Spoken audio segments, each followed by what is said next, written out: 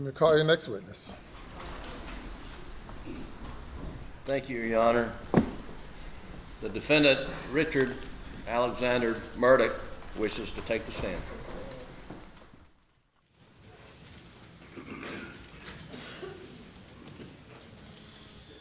Watch your step. Yes, ma'am. You'll place your left hand on the Bible and raise your right. Do you swear or affirm that the testimony you give today will be the truth, the whole truth, and nothing but the truth? Yes, ma'am. Thank you. You'll have a seat on the witness stand. Adjust that microphone. And if you don't mind stating your full name again and spelling your last name. I'm Alex Murdaugh, M-U-R-D-A-U-G-H. Good morning.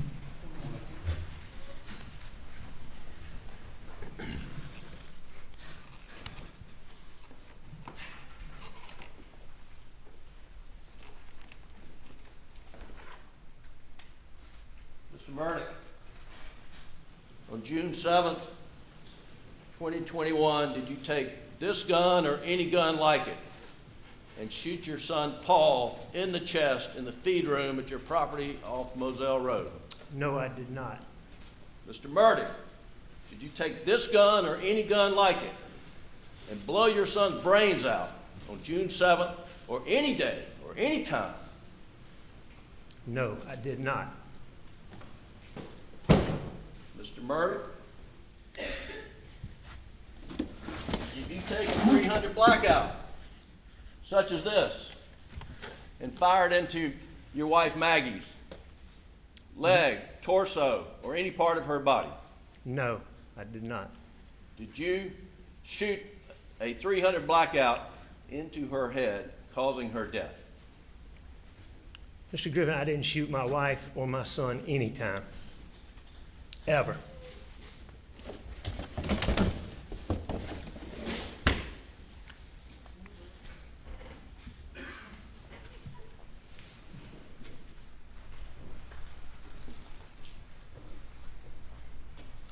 Mr. Murdaugh, is that you on the kennel video at 8:44 p.m. on June 7th, the night Maggie and Paul were murdered? It is. Were you in fact at the kennels at 8:44 p.m. on the night Maggie and Paul were murdered? I was. Did you lie to Sled Agent Owen and Deputy Laura Rutland on the night of June 7th and told them that you stayed at the house after dinner? I did lie to them.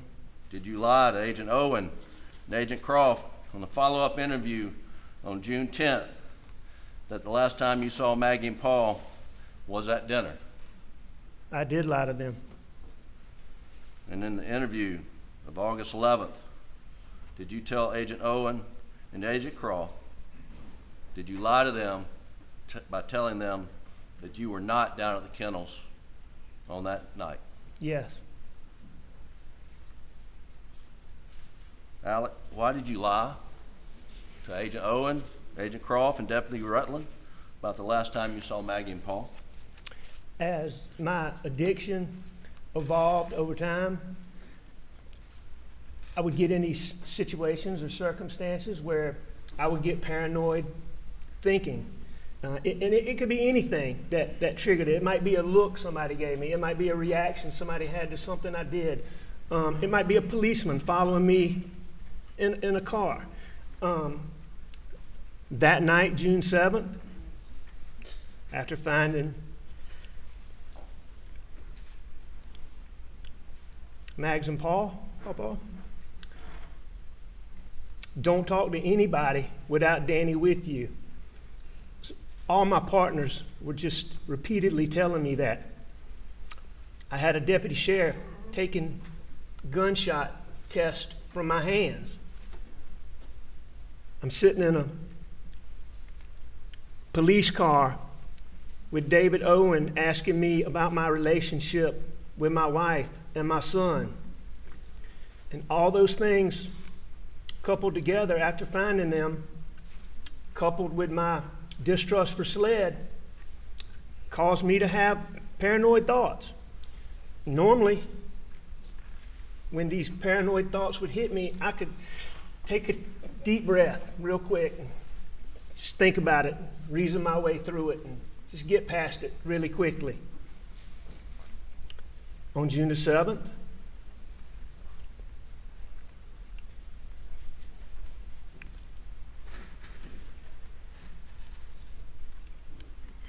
I wasn't thinking clearly. I don't think I was capable of reason. And I lied about being down there. And I'm so sorry that I did.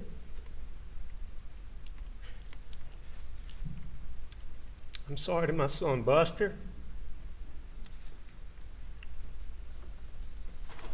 I'm sorry to Grandma and Papa T.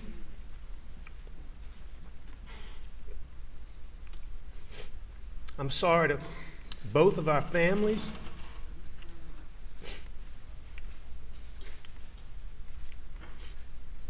Most of all, I'm sorry to Mags and Pawpaw. I would never intentionally do anything to hurt either one of them.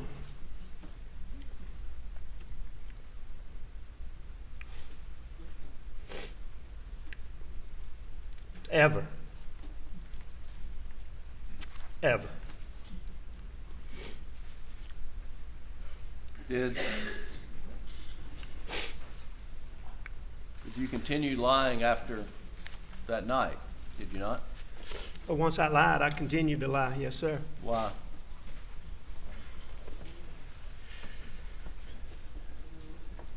You know, oh, what a tangled web we weave. But once I told the lie, I told my family, I had to keep lying.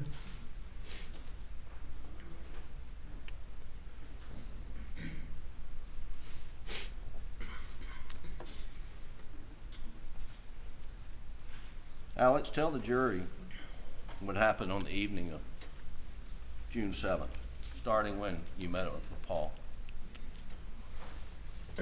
I'd been at work that day, a fairly normal day. You mean start in the morning, or? Sure, start in the morning. It was just a regular morning. Maggie was leaving to go out of town. She was going to a doctor's appointment, and she had some stuff to do at Edista, where she was having some work done on our house at Edista. But Maggie was there that morning. She went to leave, and she told me she was doing these things. I always asked Maggie to come back home and stay with me. But anyway, Maggie had left. She did her thing. I went to work, did work. I learned from Paul that... Who's Paul? That's Paul, my son Paul Murdaugh.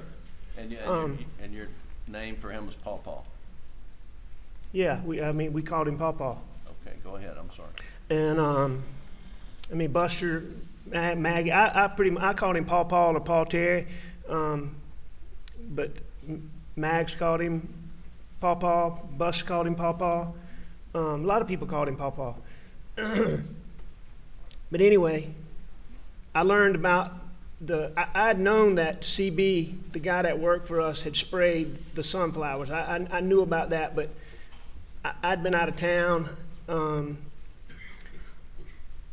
I didn't know they were dead. Paul let me know they had died. So we had to replant the dove field. That's our dove field, which the dove field is just a big social part of having property. People come, and it's just a social big part of it. So the dove field was a big deal. So when the sunflowers got killed, we knew they were dead. Paul was coming home, and I learned that early Monday morning. And and we'll catch back up, but at some point in time, did you meet up with Paul? Yeah, after work, I met Paul at the property. And we're going to backfill and talk about more of the day, but I just want to focus in on that evening right now. Okay. When Paul gets to the property, What do y'all do? First thing we do is we go to the dove field, and we look at the dove field. And How'd you get to the dove field? he had come in my brother's truck.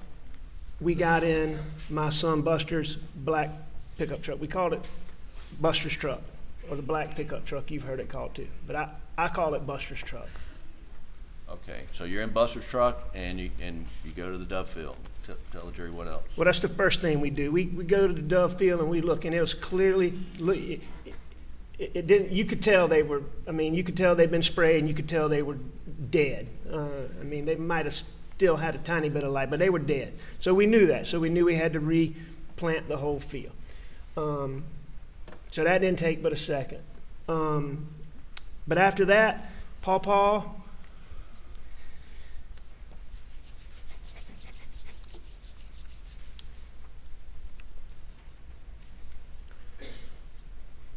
we just rode the property. We spent time together. We rode around and we spent time together on the property. Did you go to the duck pond? Oh yeah, we went to several food plots. We went to Single Oak Stand, we called it, which is across the road. I know we went to the Bridge Stand. We went to the duck pond where we stayed for a minute, and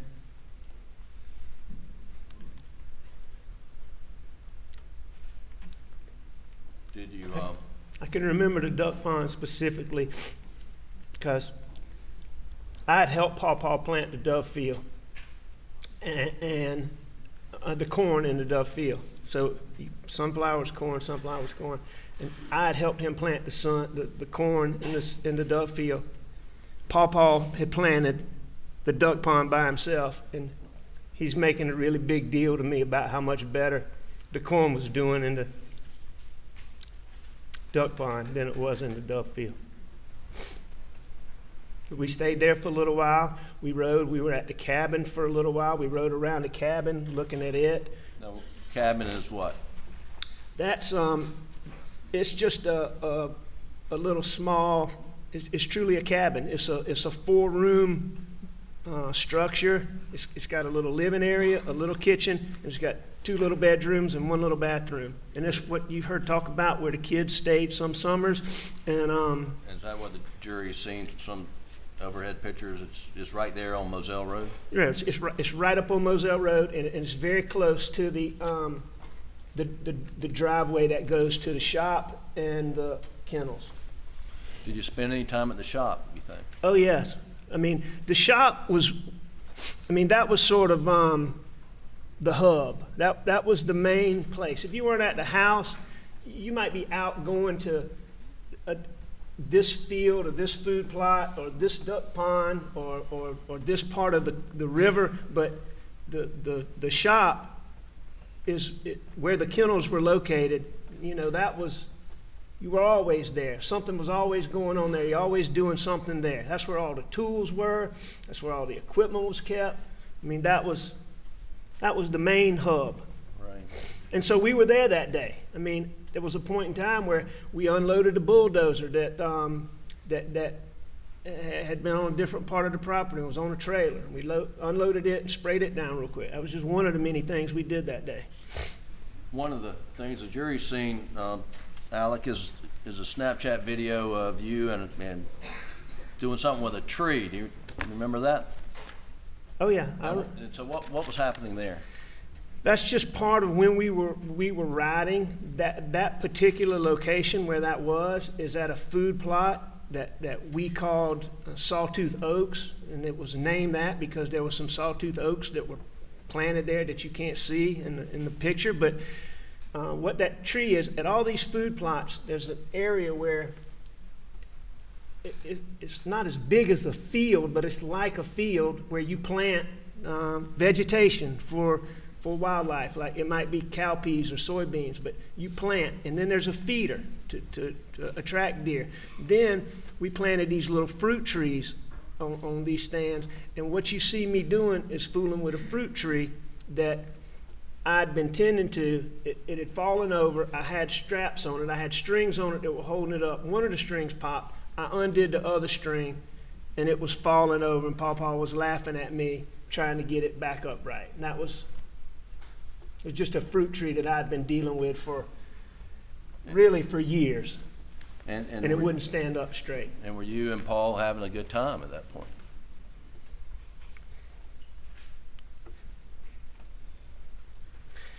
You could not be around Pawpaw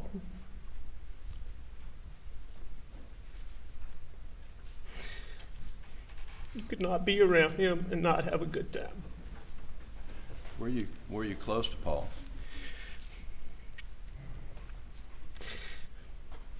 You couldn't be any closer than Pawpaw and I and Buster and I were and are. He's just wonderful. Wonderful. And it's one of the things you enjoyed doing together was just riding the property? I love doing anything with Pawpaw. It was an absolute delight. But yeah, one of the things, Paul's passion. Paul was passionate about a lot of things, but that property was really a passion of his. He loved to work it. He loved to work the fields. He loved to work the food plots. He loved to hunt. He'd work on the roads. He would work on all of it. He would work on the structure. He worked on the whole property. It was his passion. So on the evening of the 7th, that jury's been inundated with data from various different sources, but sure, just ballpark, can you, knowing what we know now after reviewing everything, but roughly when do you remember Paul getting there and you getting there starting to ride the property? Now that I've had the benefit of seeing all of these records, Pawpaw got home, I believe, a little bit before 7 o'clock. Okay. And I got home a little bit before him. I think the details have been that I got home around 6:42 or 6:45 or something like that, and Paul got there, very quickly thereafter, And then by 7 o'clock.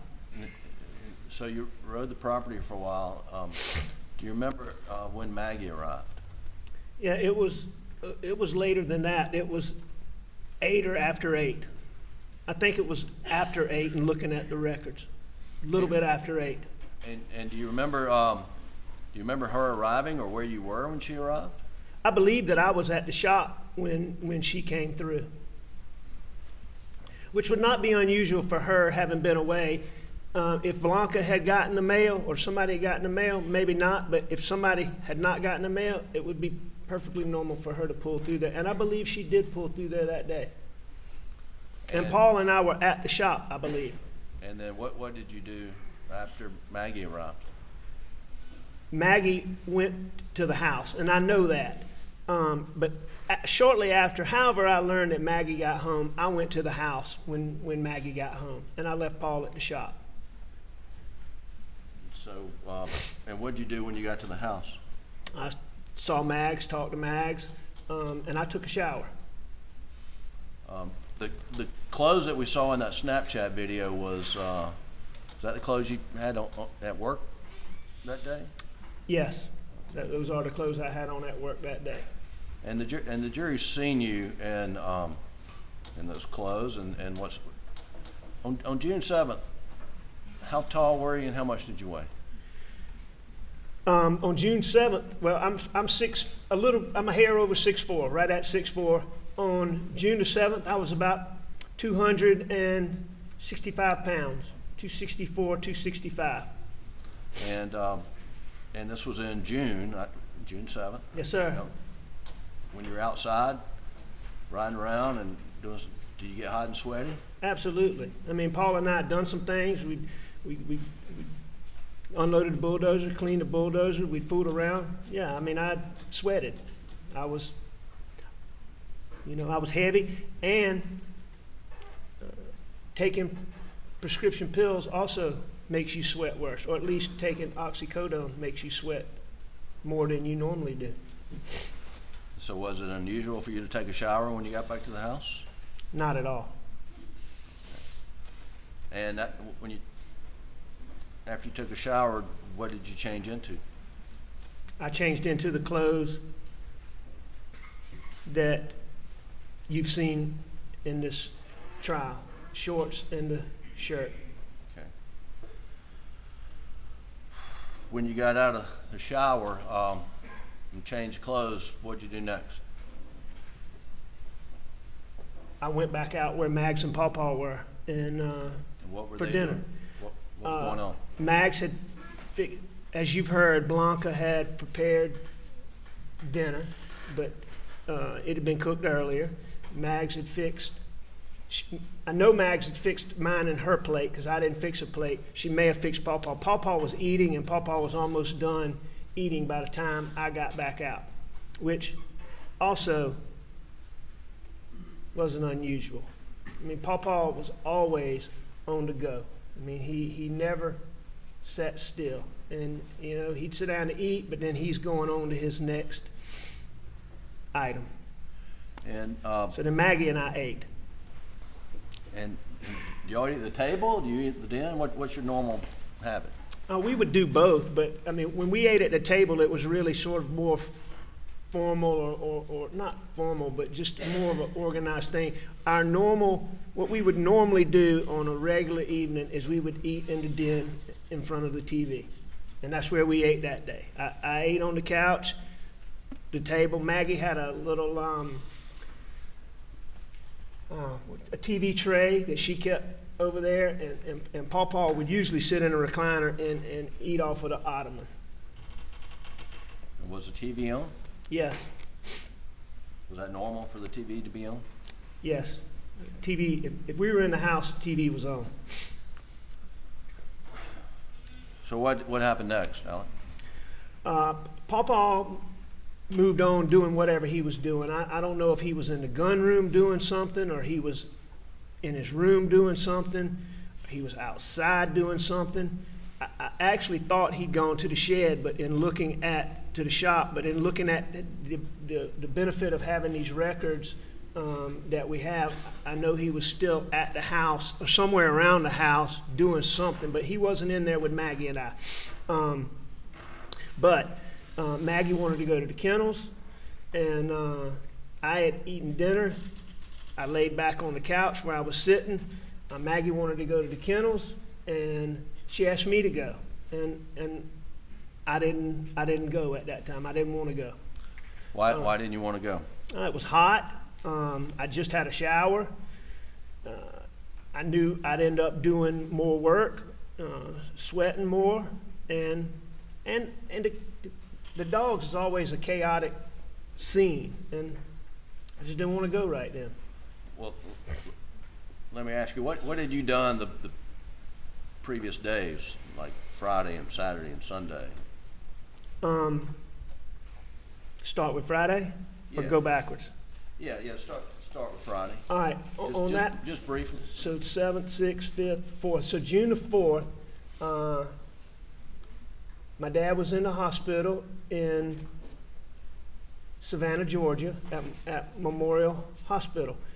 And I went down to visit him Friday afternoon, and I stayed with him in the hospital. I spent the night there. You know, he was real sick. I mean, he was having a hard time. Did you get much sleep Friday night?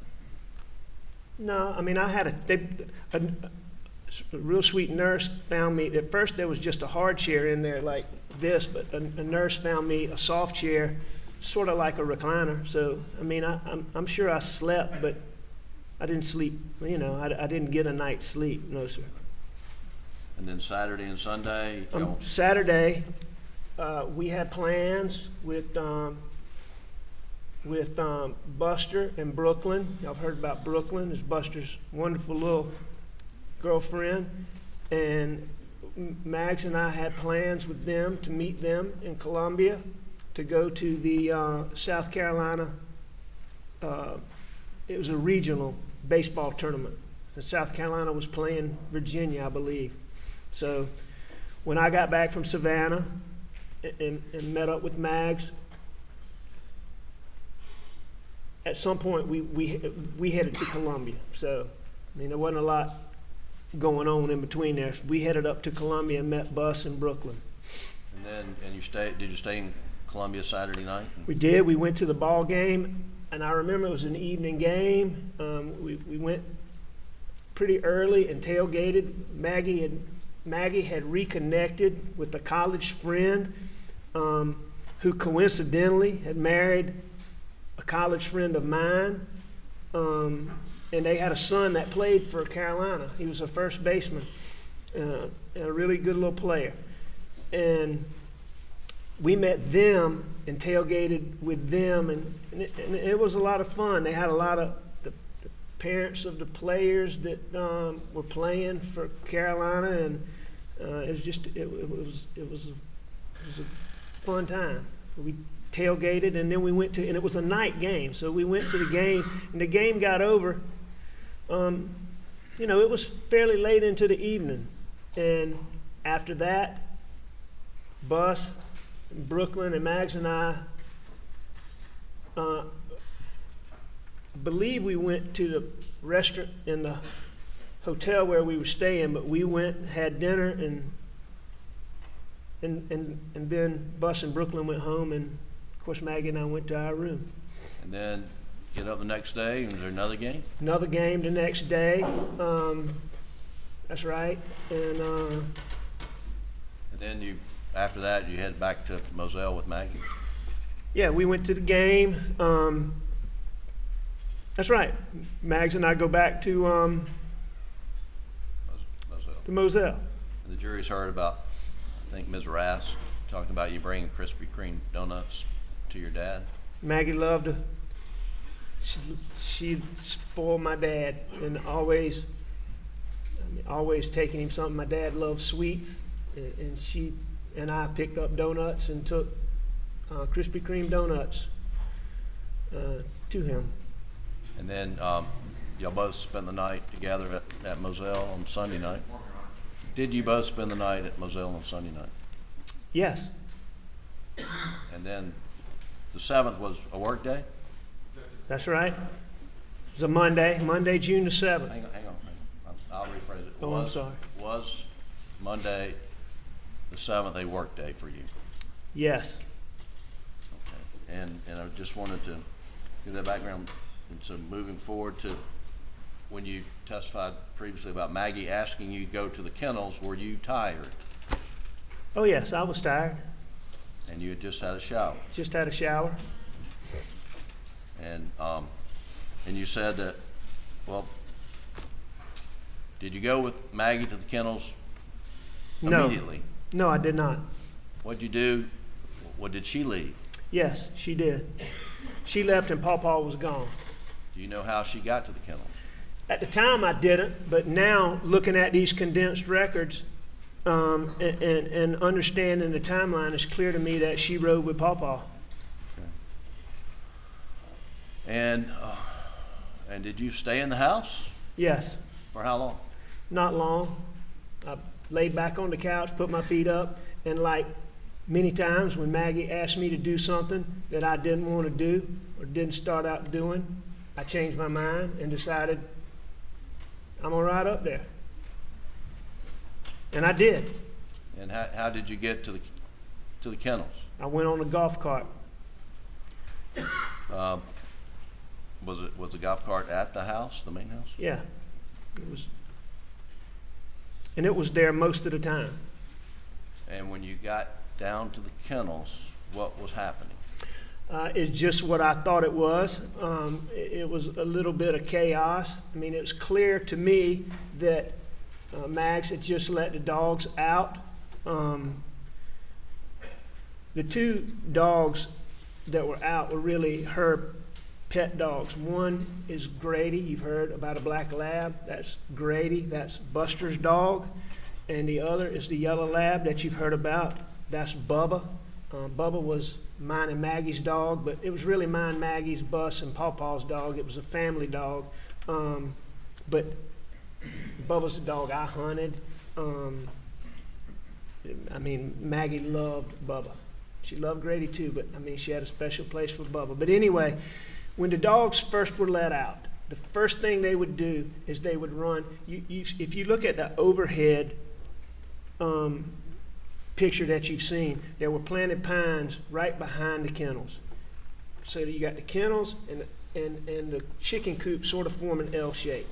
And in that L was some planted pines. First thing the dogs would do is go out in that kennel, and Bubba and Grady, I think, learned this from Bubba, but Grady would do it too. But Bubba had to mark every tree. He would go and he'd do a little number on this tree and that tree. How dogs do, and it's marking his territory. And so that was the first thing those dogs did when they came out. When I got there, those dogs were in that area. So that's why I believe that it hadn't been long before they'd been let out. Grady was chasing guineas, which was a normal thing to do. What are guineas? Guinea fowl is a guinea fowl is like it's like a chicken. It's a domestic bird that we had them. They make a lot of racket. It's like I know this sounds silly, but it's like a guard bird.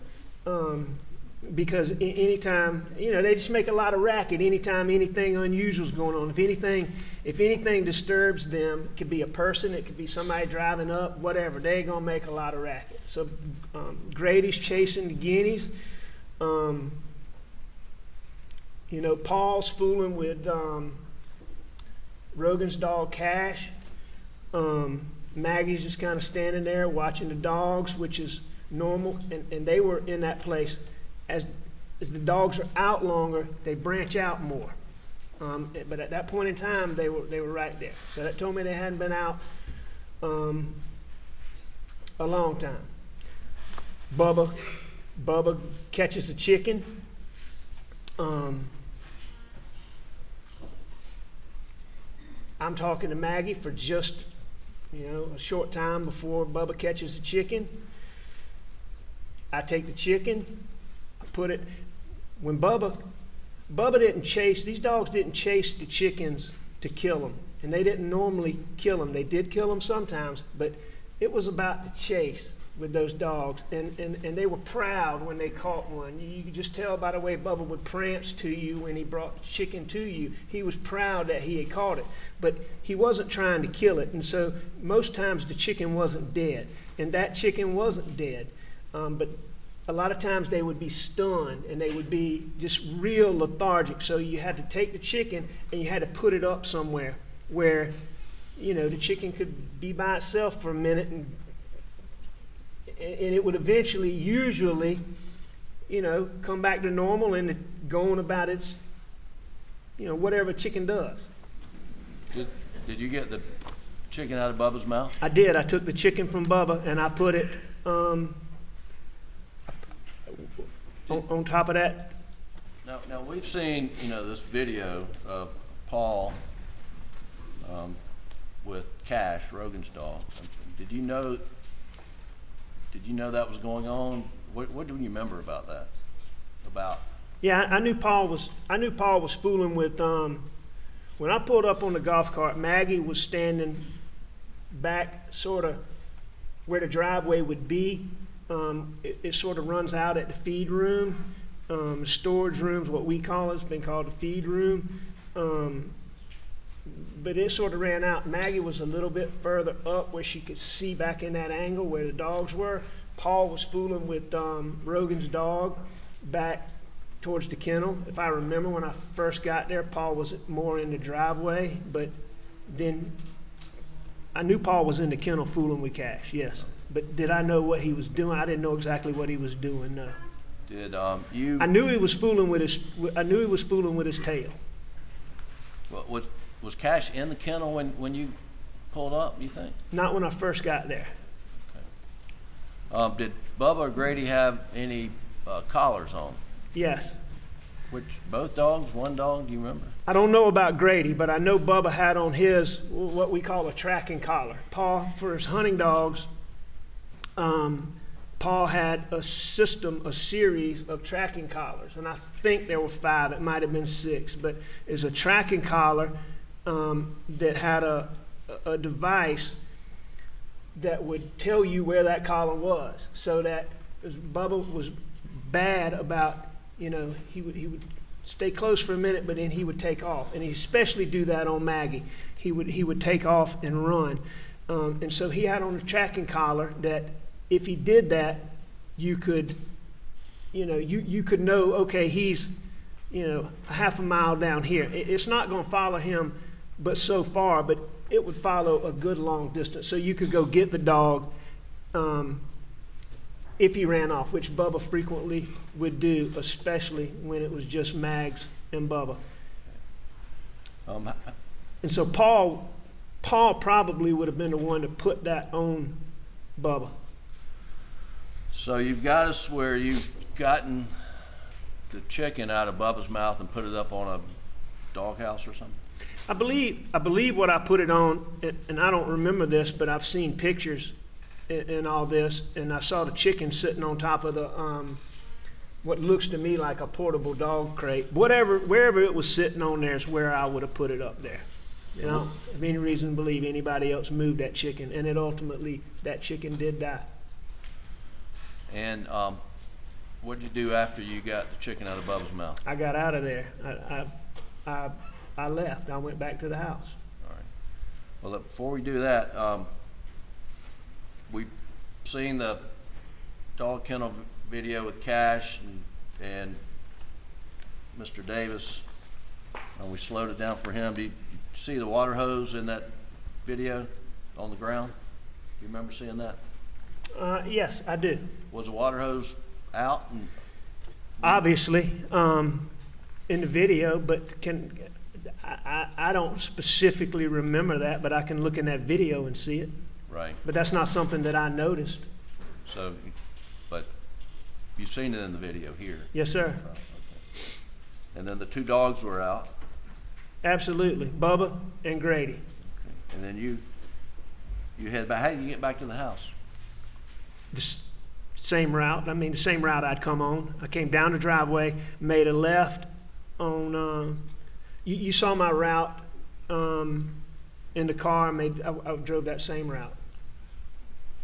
My question obviously wasn't clear enough. What, were you in a vehicle? You walked? What mode of transportation did you use to get back to the house? Same way I came. I went back in the golf cart.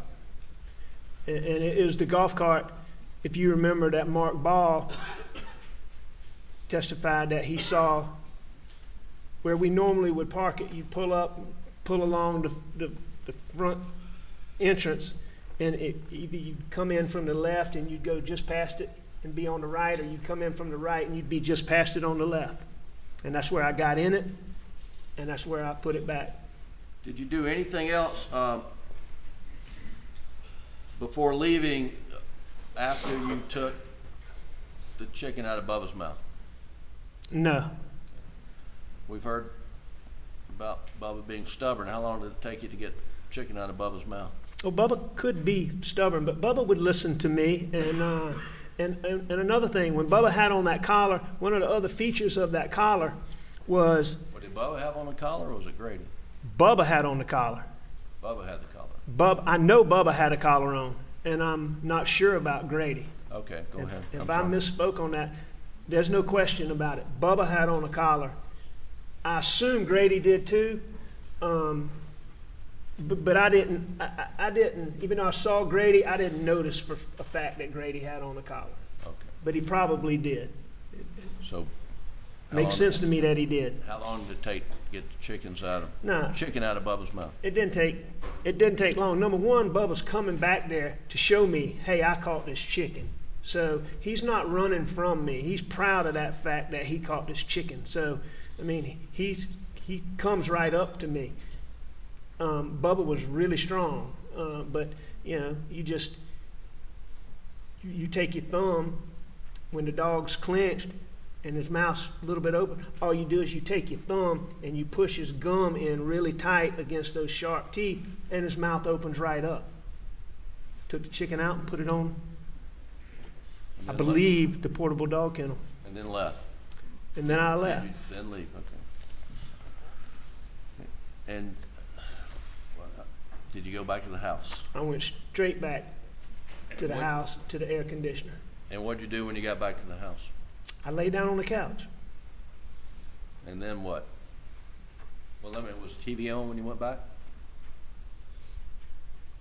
Yeah, the TV never got cut off. So you went back to the house, you lay down on the couch, and then what happened next? I'm not positive I dozed off for a minute or didn't doze off for a minute, but I got up off of the couch, and I made up my mind I was going to visit my mom. Had you spoken to Barbara Mixon earlier in the day? I did. And, I talked to Barbara most days. If I didn't see her, I talked to her. and what was your understanding of your mother's condition late on the afternoon of the 7th? She was agitated, which she got agitated when my dad, we were putting my dad in the hospital. I mean, he had a lot, over the 18 months, 2 years. I mean, my dad was in the hospital. He was in the hospital a lot. And my mom, I believe my mom knew when my dad wasn't there because, she would get agitated. That's just the only term you can think of. She'd get agitated. She'd cry a lot. She'd be fussy when she normally wouldn't be fussy. I know Alzheimer's patients are unpredictable, but I'm convinced she knew because it happened frequently.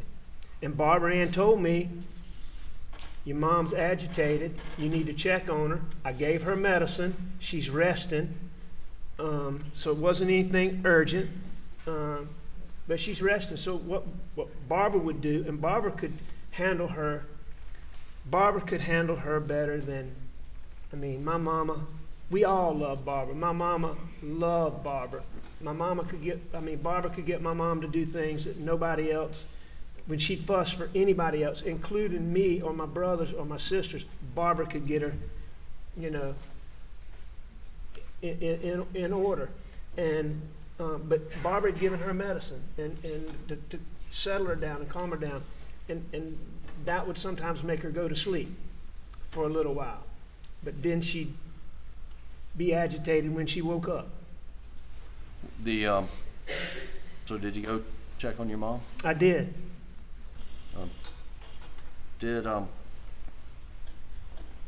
Where did you park when you got there?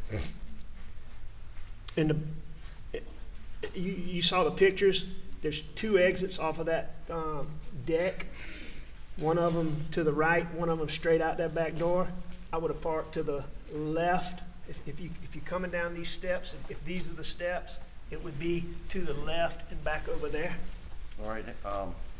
Which is where I always parked, or where we always parked, anytime you were going in that entrance. All right, I'm going to stop there and ask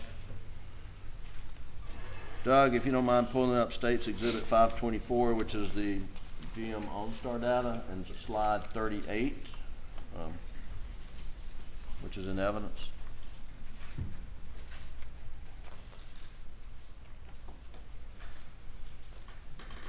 Can you see this the slide with those dots? Yes, sir. Alec? I can. And the red dots here at the that seem to be joined. Where is that in relation to your parents' house? Where the arrow is? Yes, sir. All right, that's back in the area where I'm talking about. All right, so if you look in this picture, all right, you see you see the open area with the green grass? That's the front door. Okay, yeah, right where that circle is. That's the front door. If you look closely at the house, you can see a big dormer right in the middle of the roof. That's right over the front door. The white thing to the left of the house, that's like a parking pad where the driveway ends. And there's a parking pad, so you go, if you follow the driveway all the way to the house, you're gonna run straight into a carport, all right? By the carport door. Just to the left, before you get to the carport, is this area that you can see here. That's part driveway, mainly parking pad. All right, I'm gonna, Doug, if you'll pull up Defendant's Exhibit 130, which is in evidence, please, sir.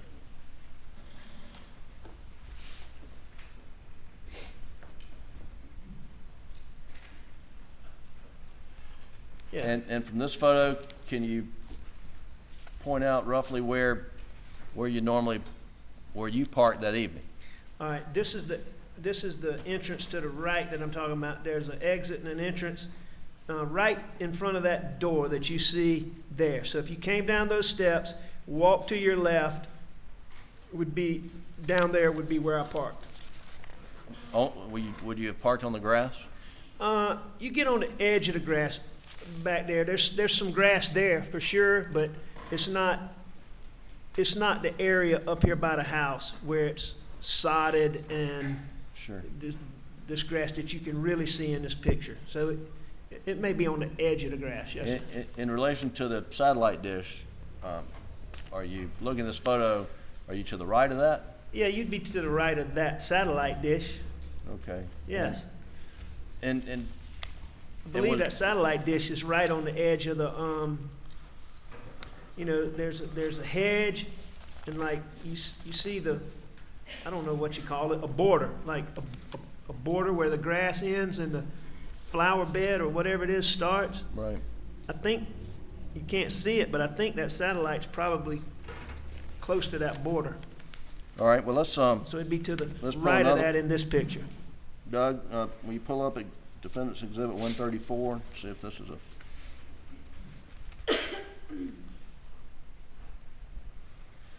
So Yeah. is the door that you're talking about? That's it. The stairs are those the ones where you would enter? Right. These are the steps that I used that night that we always used. And one of the reasons being is my dad, this door goes into what we call the breakfast room. The breakfast room leads right into the kitchen. And so straight through this door, all of the breakfast room is kind of to the left. That door goes straight through another doorway. There's no door there, but it's like just an opening. It goes into the kitchen. Immediately to your right of that entrance into the kitchen is the entrance into where my mom and dad's rooms were. So if you went through that door, you were in a little area that had my mom's closet, my dad's closet. A little bit further, you go into my mom's bedroom.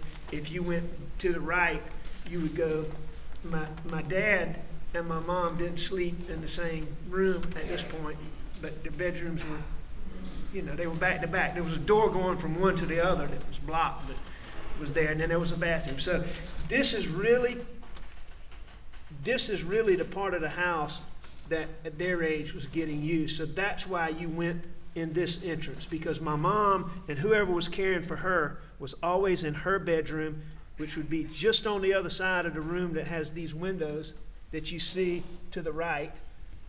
All right, those would be the windows for the room where my dad slept. Right. And then my mom's right on the other side. The kitchen's right there. This is the part of the house they were always in. And are you the only one that would pull up in the back like that? No. Is it common for your brothers and your sister to do the same? Oh, we all did it. I mean, we all parked in the same way. If you knew you were going to the front of the house, or if you knew there was a crowd there, or for whatever, you may park on the driveway, but if you knew under normal circumstances, my dad always stayed in the breakfast room where he had a recliner and a TV. That's where my dad always was. My dad you would never go catch him sitting in the den up front or in a living room. He just wasn't up there. He was in this room watching TV, or either he was on this back deck. And my mom was either in her room, which was just off of that, or she might be in the kitchen or the breakfast room. And when you got to the house, who was there? Your mother's house on the night of June 7th. My mom was there, and Shelley Smith was there. And what did you do when you got there? The first thing I did was I knocked on the door. The door was locked. I knocked on the door. Shelley didn't hear me. And then what'd you do next? I called. Called what? I called my mom's house to let Shelley know I was there. Please come let me in. Okay. And is that the house phone that's been referred to? Yes, Okay. And did she let you in? sure. And then what happened next? I went in and I visited with my mom. I mean, you want me to go into detail on that? Well, just briefly. Yeah, what'd you do? I went in the house. In my mom's bedroom, my mom had a bed that was where she slept in normal times. It was like, a bed with, the poles coming out of the corner, a poster bed that coming out of the corners. And she had a bed like that where she slept, but she didn't sleep there anymore. But it was in the room. It was a hospital bed. So when you walked in the room, her bed was to the right. Against the wall to the left was a hospital bed, like a single bed, but a hospital bed, and a TV. And then there was a recliner where whoever was helping her would usually sit. So I went in and I sat down on my mom's hospital bed. And I just talked to her for a minute. My mom was awake, and I held her hand. And What kind of condition was she in? her condition was not good at any time, but given her overall condition, she seemed to be doing pretty well. I mean, she wasn't agitated like I thought she would be, or like I was worried she would be, or like Barbara had described her at that point. So she wasn't agitated, and I just talked to her. Anytime we talked to my mom, we always tried to be real positive and upbeat, and I just talked to her. I just talked to her, made sure she was okay. Did you stay seated on the side of her hospital-style bed, or did you move around? I stayed there for a few minutes. I stayed there and I talked to her more than just a few seconds. Right. And then, but I didn't stay there. She did look tired. So I got up and I went and I think I sat on my mom's bed for a minute to start with, and then I laid down on my mom's bed, which is, that's what I normally did when I went in there. There wasn't like a lot of chairs to sit in, and I just laid back on the bed. Now, when you Talked to Shelley, and we watched TV. Now, when you're talking about your mom's bed, are you referring to her regular bed? That's right. Not her hospital bed, not the bed she was in, but her bed, the one I was talking about with like posts. Right.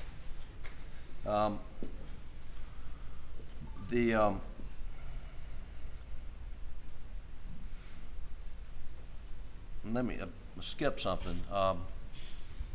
Was Maggie planning to go over to your mother's with you that night?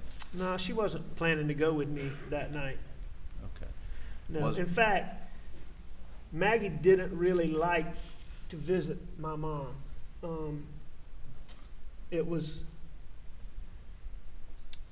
She loved to visit my dad, and she loved to spend time with my dad. And she spent a lot of time with my mom when my mom was healthy. But, by this point, my mom, she was a shell. She was a shell of her old self. And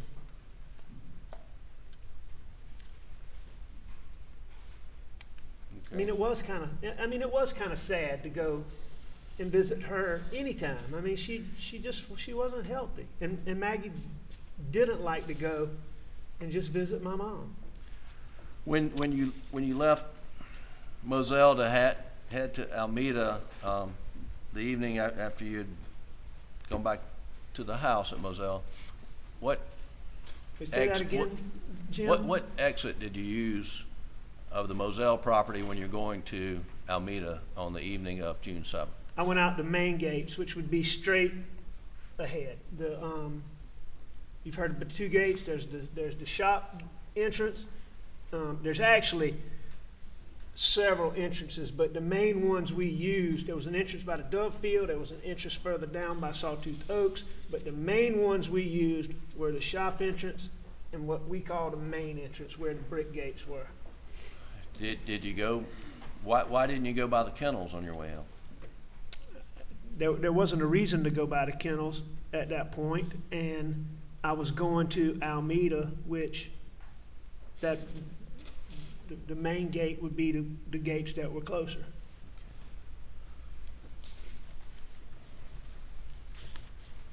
Did you notify Maggie in some form that you were leaving to go to see your mom?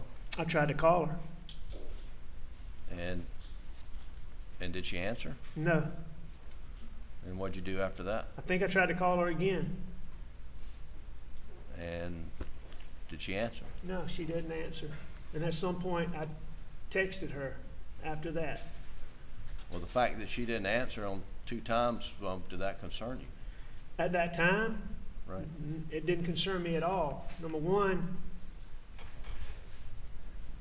she was with Paw.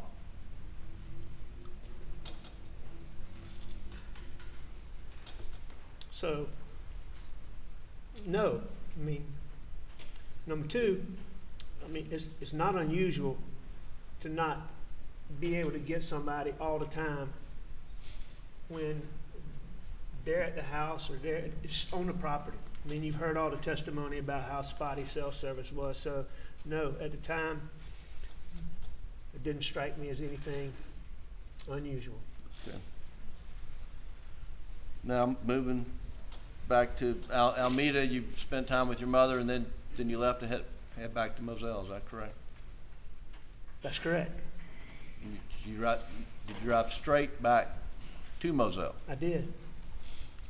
Now, Alec, there's some information from the telemetry data off your Suburban and perhaps some of this OnStar GPS data that indicates that at some point in time in your mother's driveway, you stopped for about a minute. Do you recall seeing that data? I did. What were you doing when you stopped? Do you I recall? was getting my phone. That my phone had gotten. There was a console in the middle of my car, and my phone had gotten down in the console, between the console and the seat, where you couldn't get to it. Okay. Were you, during that minute or however long it was, were you disposing of murder weapons, Alec? No. Were you disposing of bloody clothes? No. And your ride back to Moselle, was it, were you driving faster than normal? I was driving however I drive, normal way that I drive.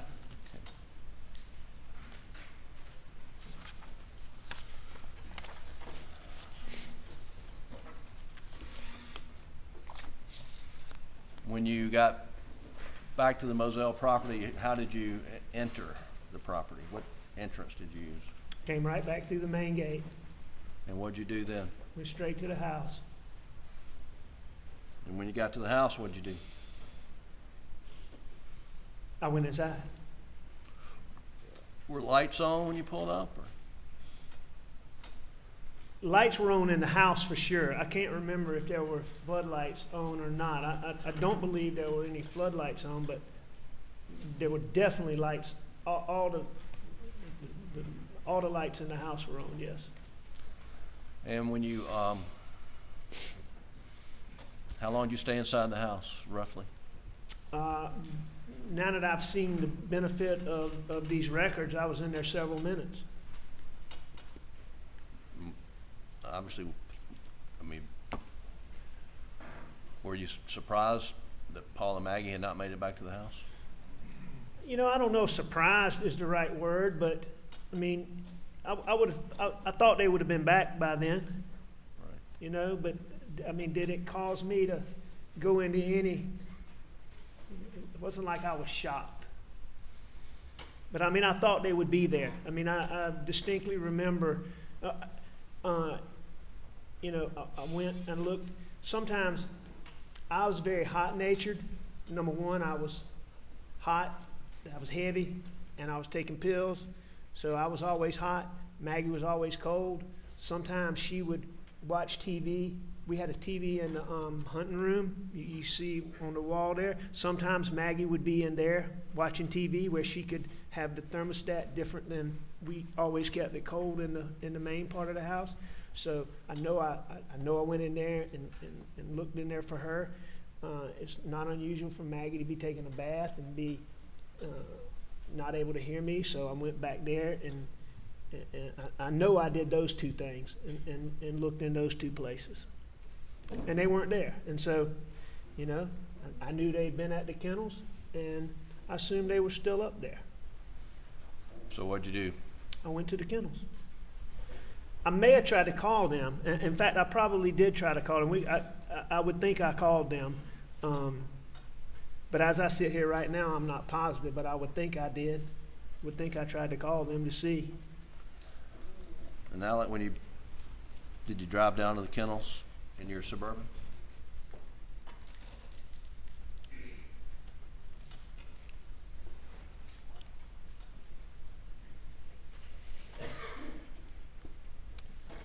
I did. And what'd you see?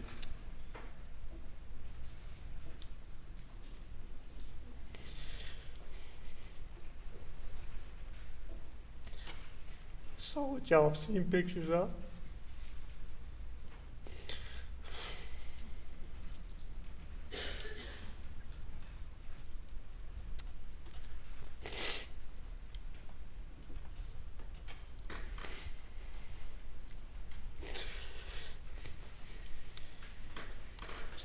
So bad.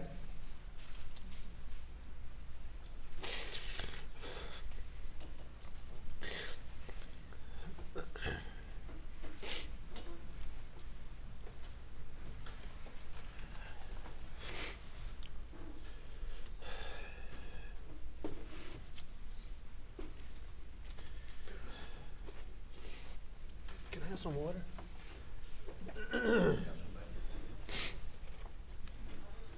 Yeah, I went to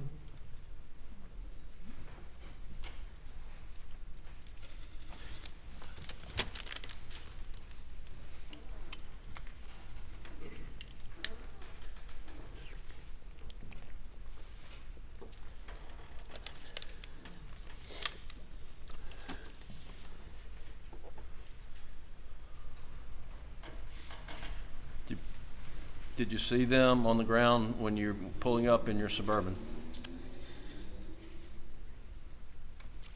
I did. And what'd you do when you came to a stop, Alec? I think I jumped out of my car.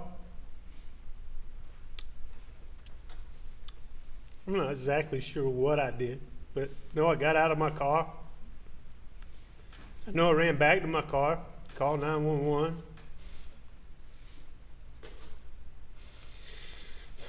I called 911. I was on the phone with 911, and I was trying to tend to Pawpaw. I was trying to tend to Maggie. And I just went back and forth between them. Were you going to Paul and Maggie while you were on the phone with the 911 operators? Yes. Okay. Yes. And in a little bit, I'm going to play the 911 tape, but I just want to ask you, and you've told law enforcement that's been played here in the court,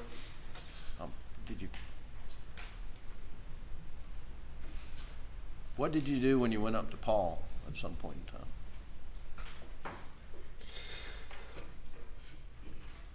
And Paul,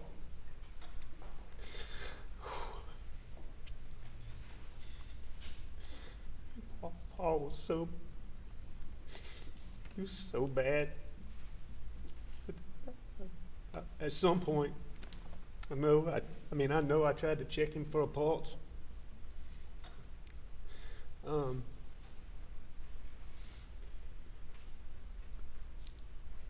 I know I tried to turn him over. When you say you tried to turn him over, why were you trying to turn him over? I don't know. I don't know why I tried to turn him over. Me and my boys laying face down. And he's done the way he's done. His head was the way his head was.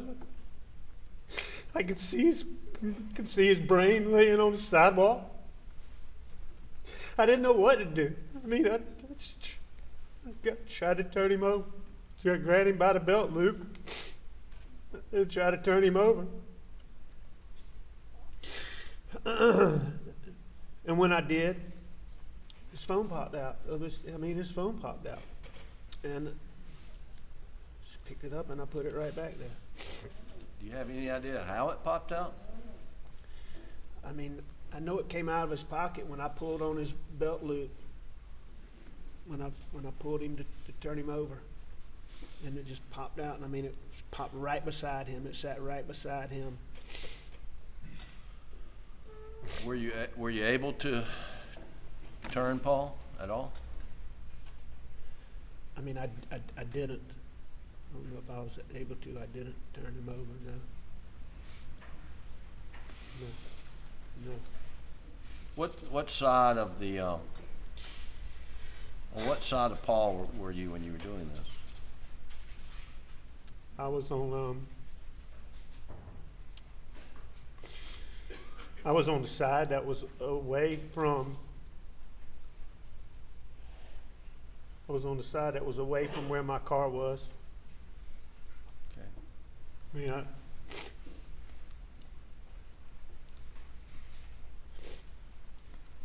What'd you do with the phone? I put it back on Pawpaw. You know if you put it, you know which way it was pointing, upside down, downside, anyway? I couldn't tell you anything about it. I know his phone popped out. I picked it up and I put it back on him. Did you see any messages on Paul's phone? No.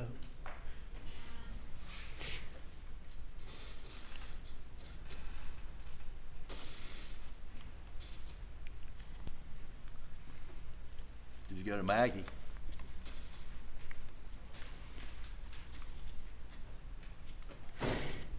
Did. Did you touch her? I did. Where did you touch Maggie? I think I touched her down just around like, I don't know. If you ask me exactly, I think I touched her down around her waist, but I don't know.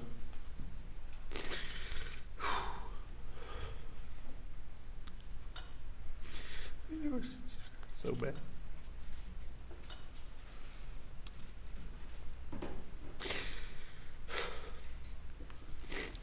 Excuse me.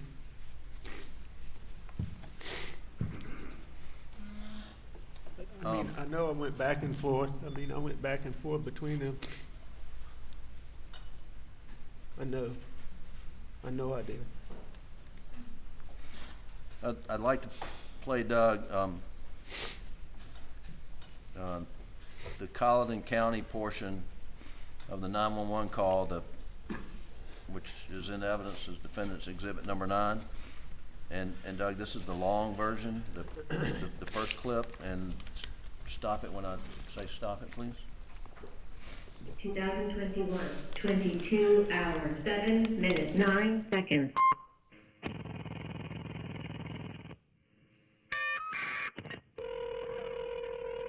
I'm still here, okay? County Communications. Congressman, I have an Alex Murdaugh on the line calling from 4147 Murdaugh Road. He's advising that his wife and child was shot.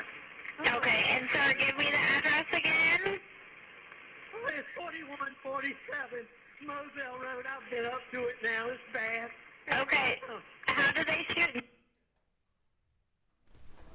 Alan, when you say I've been up to it now and it's bad, what are you referring to? I'm talking about what I saw was what y'all saw pictures of, and I mean, it was bad. It was terrible. And when I first got there, I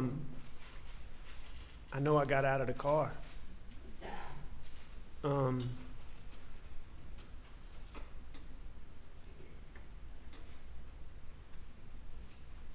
And I mean, I know I got out of the car. I mean, I knew.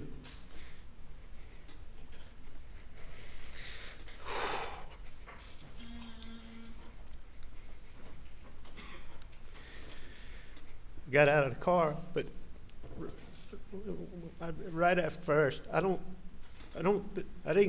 think I went all the way to them. I think I ran back and that's when I called 911. And so I called 911, and while I was doing that, then is when I went to Maggie and I went to Paul.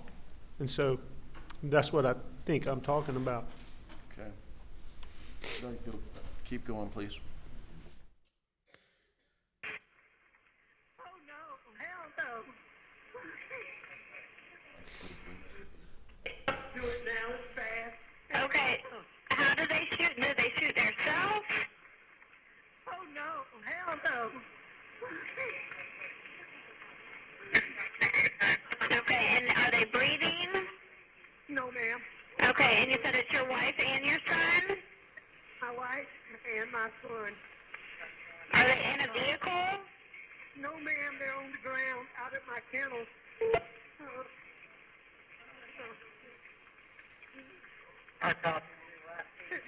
Okay, and did you see anyone? He shot in the head, and he shot really bad. He shot Okay, where is he shot at? Ma'am, I don't know, but there's blood everywhere. I just see his brain.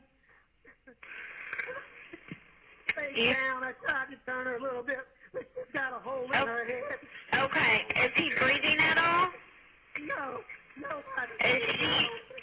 Okay, do you see anything? Do you see anyone in the area? No, ma'am. No, ma'am. No. Is there any guns near them at all? No, there's here. What color is your house on the outside? If that's what you're asking, they didn't shoot themselves, ma'am. What? Alec, right in there, you say the word here. What, are you calling anybody or anything? No, I'm talking to that dispatcher. And what did you mean when you said here? If you listen to that call, one of the first things she asked me,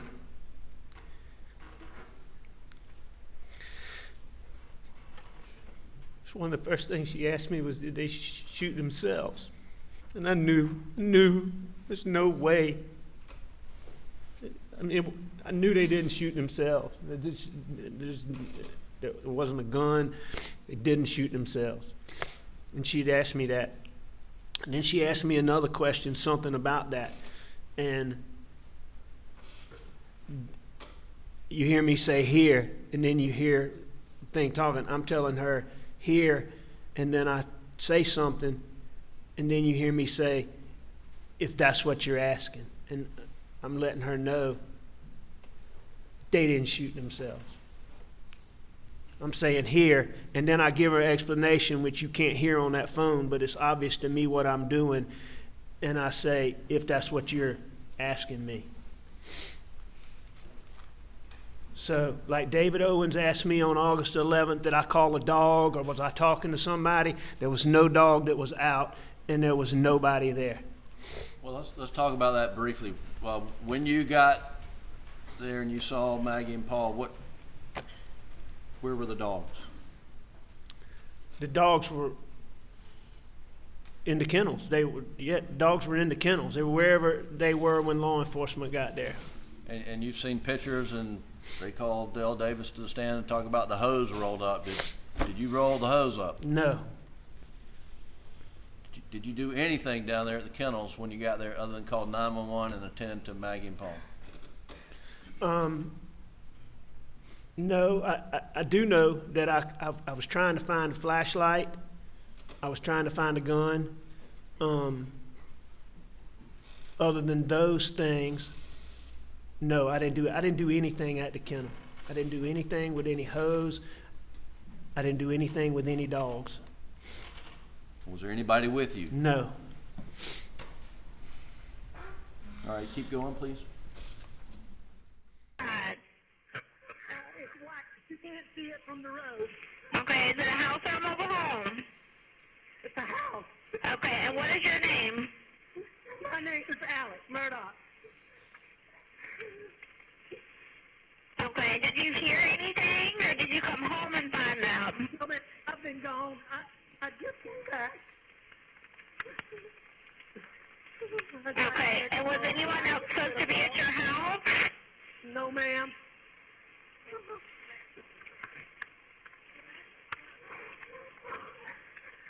Please hurry. We're getting somebody out there to you.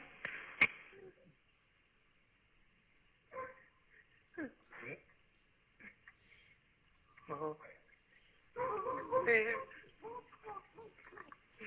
Oh, should have known. Alec, we just heard you say, I should have known. What are you referring to? I said, Paw, I should have known. What were you referring to? I was referring to Paw got so many threats.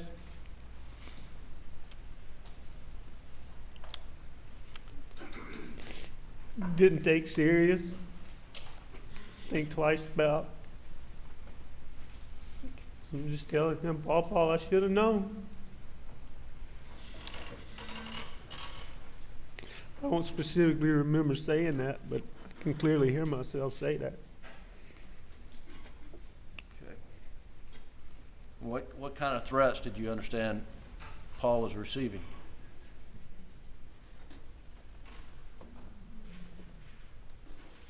I mean, Paul got the most vile threats. I mean, the stuff that was on social media, I mean, it was,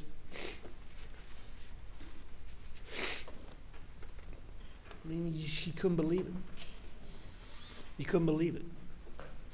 It was so over the top. Truthfully, we didn't think anything about it. I mean, it was just so crazy that, you know, I mean, people talking about what he was going to get and how they were going to do this and get him. And I mean, it's stuff you really, I mean, we disregarded it because it's so over the top. Thought it's so over the top. Keep going, please, Doug.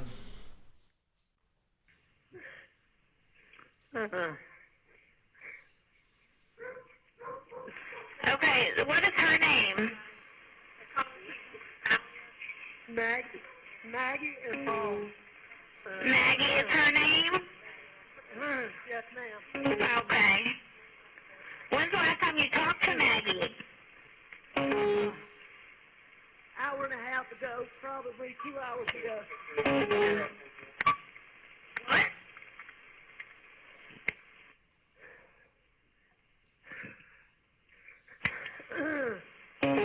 Okay, you said about 2 hours ago you talked to them? Approximately, yes, ma'am, approximately. So, Alec, you were asked the last time you saw them, and you said hour and a half to 2 hours ago, and then she followed up 2 hours ago. You just heard that? I did hear that, and I said approximately to her Right. question.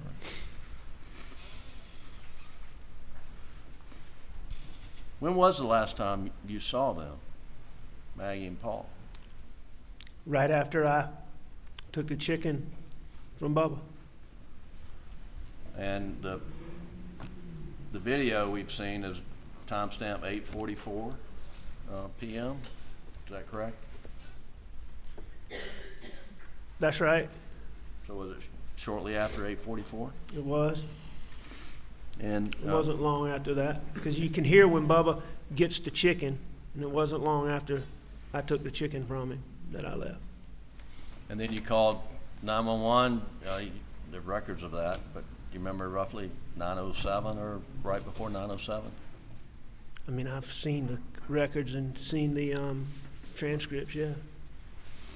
And then this is, and the records of this, but this is some minutes into the conversation with 911 operators, correct? That's right. Like, Knowing everything we know now, I mean, was it roughly an hour and a half the last time you saw him? it was. That would, with the time of however long it took to get to this point, however many minutes that is 10:10 to 10, however many, you can look exactly and see what point this is and know what time it is, but it's between 10 and 10:15. And so I'd seen them around 8:45, a little bit after. All right, please keep going. What they were doing at all? No, I talked to her in person. You talked to her in person? And please hurry. But we're getting somebody out there too. Me asking you these questions, don't slow them down, okay? And you sure they're not breathing? Is he moving at all, your son? I know you said that she was shot in the head, but what about your son? Nobody. They're not. Neither one of them's moving.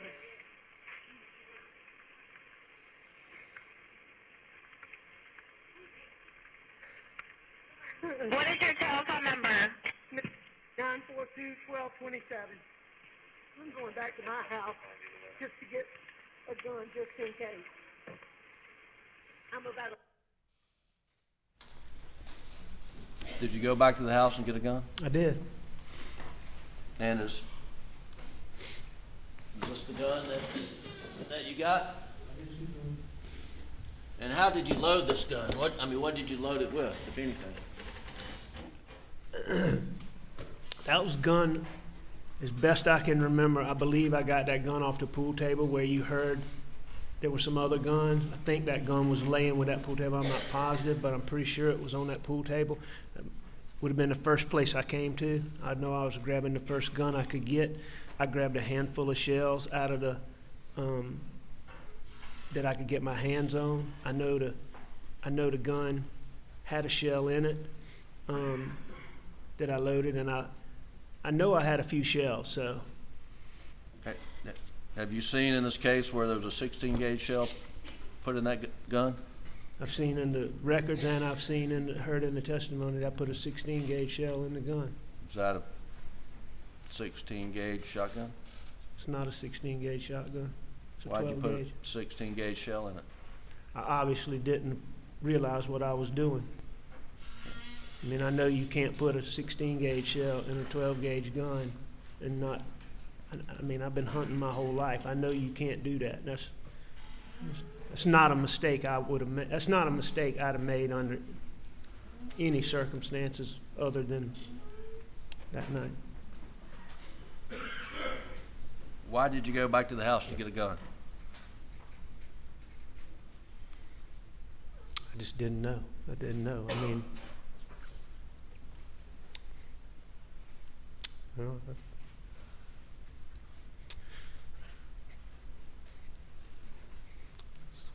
Saw it, I don't know. I mean, it's just, I didn't know if somebody was still out there. I don't know. I guess I didn't know. Please keep going.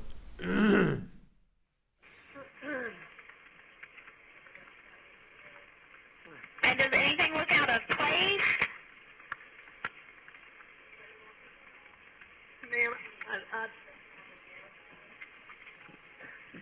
ma'am, not particularly, really, no, ma'am.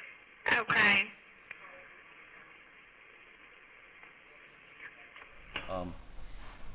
Go back to where he said he's going to my house to get a gun, just a few seconds back, 10 seconds maybe.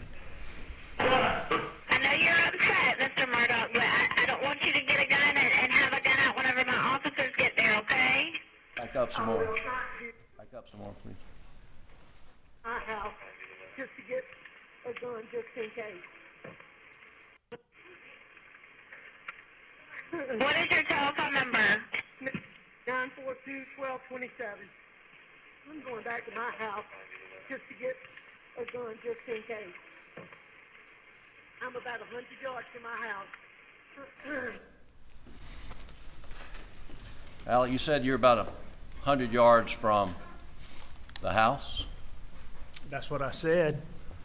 Is it much further than that? I mean, as you've heard in the testimony, it's 1,100 and something feet, but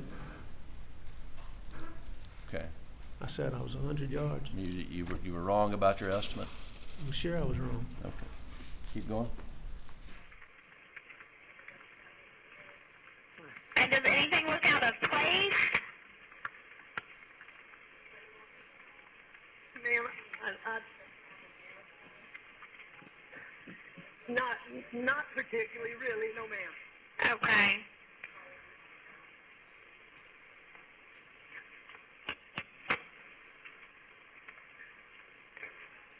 Well, I know you're upset, Mr. Murdaugh, but I don't want you to get a gun and have a gun out whenever my officers get there, okay? I will not do that. He's been being threatened by, my son had a boat wreck. He's been being threatened for months and months and months. He's been hit several times, and he should finally quit. Do you know who was threatening your son? It's too many people. Over the phone. One second. And you don't know the name of who was threatening him at all? My son knows. And my son knows. Your son knows who was threatening him? I have another son now. Okay.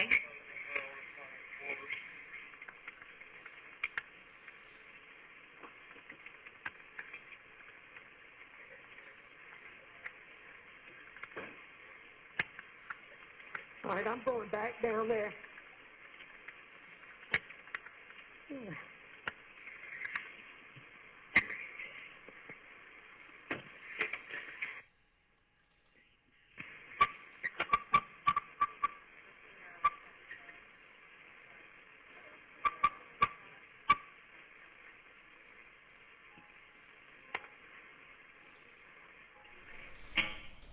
All right. Roll to the next tape of the same call. 2021, 22 hours, 13 minutes, 58 seconds.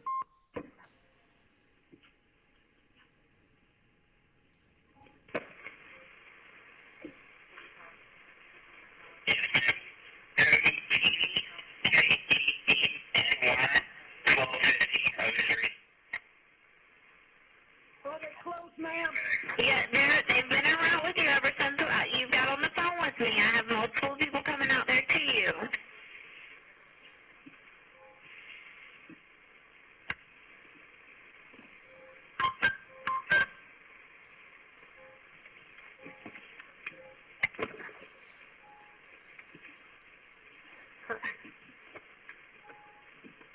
This is a whole bloody smoke. Okay, can you do me a favor, Mr. Murdaugh, and turn on the flashers on your car so that way they can see where the kennels are?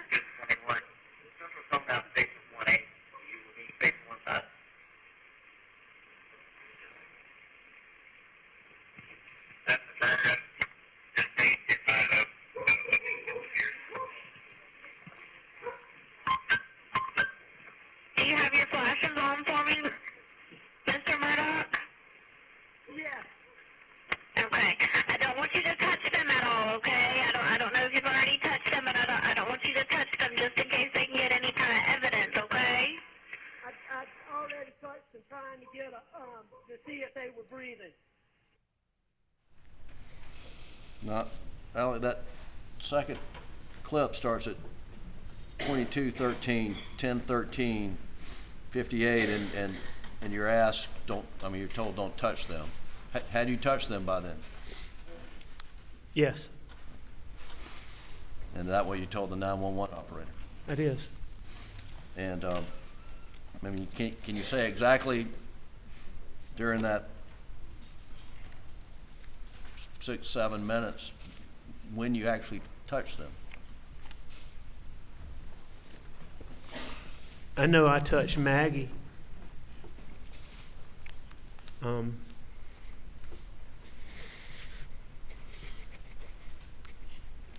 I touched Maggie several times, but I mean, I think I didn't. I don't think I touched Pawpaw, but 2 times. Did you touch one or both of them before you got in the car and drove back to the house? Yes. Yeah. One or both? Do you know? Both. All right, keep going, please.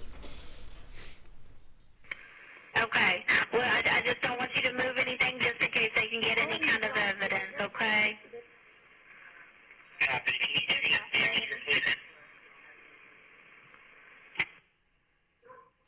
Oh.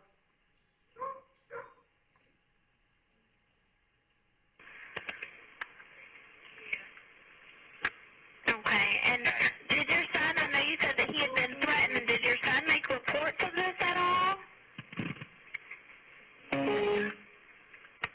Yes, ma'am. He did. Al, you informed the 911 operator that Paul had made reports of these threats. What are you referring to? I mean, I just know that it had been reported. I don't know that. I mean, I don't believe there was any like formal police reports or that type of thing. But I mean, it had been reported, and I mean, it was well known. Okay. So were you saying he had filed some official report when you said yes?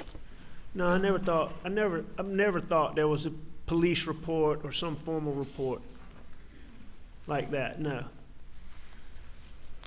Do you know whether or not he made some type of report on campus? Oh, I know he did. What do you know? I mean, I know that there was a time when he was asked to come meet with God, I can't even remember the gentleman's name now, but I appreciated it so much that I never thought I'd forget it. But Is it part of student counseling services? yeah, he was the dean of students. But anyway, he reached out to Pawpaw and wanted to talk to him. And I mean, at first we were concerned, you know, why they want to talk to him? And I mean, even I believe I had Paul come talk to you about that because we were concerned. Well, what are they going to talk to him about? But when Paul and Jim got there, it turns out that it was really just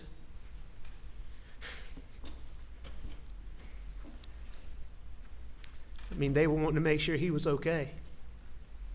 But, you know, just make sure he was okay. And I know that, you know, they were aware of the threats or some level of threats. And so, yeah, I mean, it had already been reported to them. Keep going, Doug.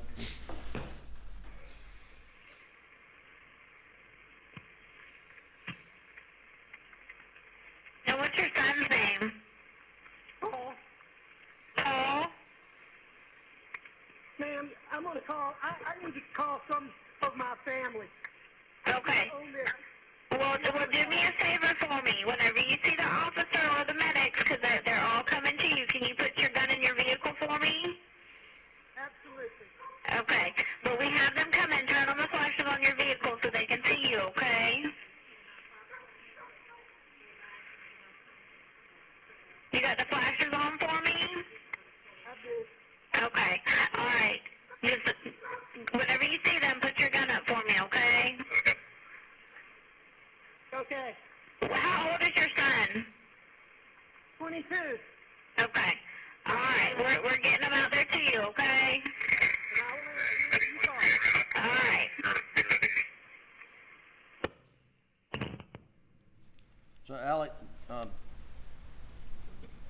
Did you call family after you got off the call with the operator? Yes. Who'd you call? I know I called my brother Randy. I know I called my brother John. And I know I tried to call Roro. Well, Roro's not family, but I called Randy and John. And I called Randy and John. And then you just mentioned Rodo? You mean? Rogan. We call him Roro. I called him Roro. Why did you try to call Rogan? I mean, Rogan's house was like, I don't know, as the crow flies, maybe 2.5 miles, 3 miles. I mean, Rogan was like family. Did you think he was the closest person? Yeah, I just wanted somebody. I wanted somebody to be out there.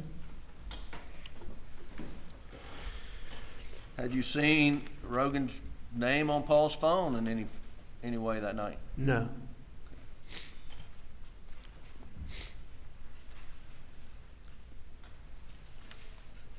You called, did Rogan answer? No. Did you try him multiple times? Looking at these records, I believe that I did, but I believe some of those are like the FaceTime calls that are to Rogan. I mean, I'm trying to call him, but I don't believe that was me, actually. I mean, I didn't FaceTime. I mean, I didn't FaceTime people. So I think that's either me trying to call him and hitting FaceTime, or that's me hitting buttons or hitting the phone. In the State's Exhibit 519, which is the condensed timeline done by Agent Rudofsky, there's an indication, Alec, that at 10:22:09 you opened a group text message from Michael Gunn stating, "She brought the heat for Miami boys." Were you reading text messages from Michael Gunn right after you got off with the 911 operator? I heard them ask that question. I can promise you I wasn't reading any text messages.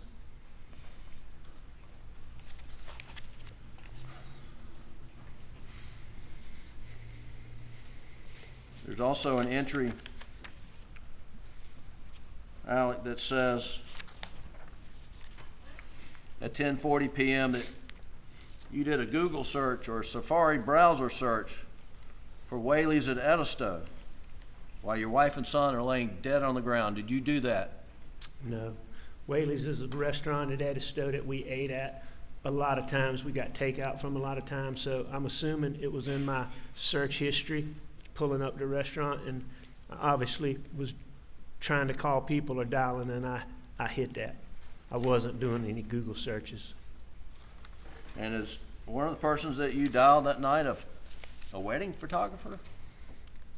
It's a guy named Brian White. I saw that on the call log. Brian White's a guy who was in my, contacts, that is a videographer that I've used in cases. I haven't used him in 2 years. And he's a good guy, but we're not personal friends, so I certainly wasn't calling him. So were you, what does that indicate to you, that those actions on your phone, how do you account for that? Obviously they're unintentional. I mean, I'm doing something with my phone trying to call people, but I'm not trying to call those people. I'm not doing a Google search for any Whaley's restaurant, and I'm certainly not reading any text.